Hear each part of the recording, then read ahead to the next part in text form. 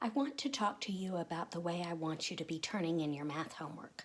First of all, always put your name, date, and the subject at the top. It could be algebra, or it could be math, or LA2, or whatever the class is. Now with the date, I always want it to be the date that it's due. So if you are doing something that you're behind on, don't put today's date, put the date that it was actually due. Then at the top of the page, put the page number, like page 241, or maybe give you a sheet on fractions. You can put that up there so that I know what it is that I'm grading.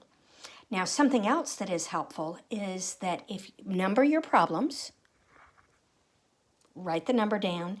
Now, always make sure that you copy the problem down. X plus 2 equals 4. And the reason that we're going to do that is that when I check it, you'll be able to see what I'm talking about because you'll be able to see what problem you were working on. So then you would work it out right here, and you would get X equals 2. And then if my comment is, oh, you forgot to check that problem, you don't have to go back to the book and find it. You can just fix it right over here. All right, then when you do your next problem, please skip a space because it makes it a lot easier to read it. When I'm reading these things on a screen, it's a lot harder than reading it on a piece of paper. So it'll make it easier for me and for you when you have to look at my comments if you skip a space so that you're able to read it better. Now, another thing that I want you to do when you are doing your math work, I've given you videos and asked you to take notes on those videos, and you're supposed to be submitting a photograph of those notes. Now, you'll set it up the same way as the other paper. You'll put your name, date, and math, but up here, instead of this page number, you're going to put notes, and then put whatever we're writing notes about. Reciprocals. So you'll write whatever it is that we're taking notes on, and then I can tell what it is that you are sending me.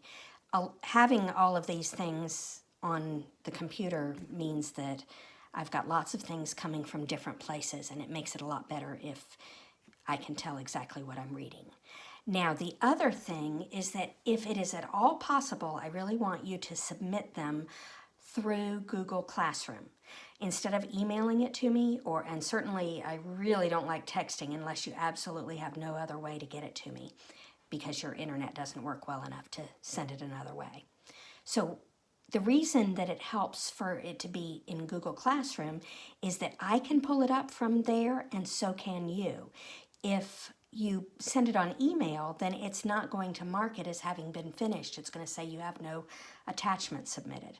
So the way you're going to do that is when you go to turn something in or mark it as finished, if you do this from your phone instead of from your instead of from your computer, it'll be easier because your photograph is on your phone, or maybe it's on your iPad. So if you take the photo from your iPad, or from your telephone, it's going to give you the opportunity to add an attachment. And then you can just select something from your camera roll and submit it with your assignment. So that's the way that I prefer that you turn assignments in. And please always remember to give me a call if you do not remember how to do something or if you're confused, or you may text me. Thanks so much.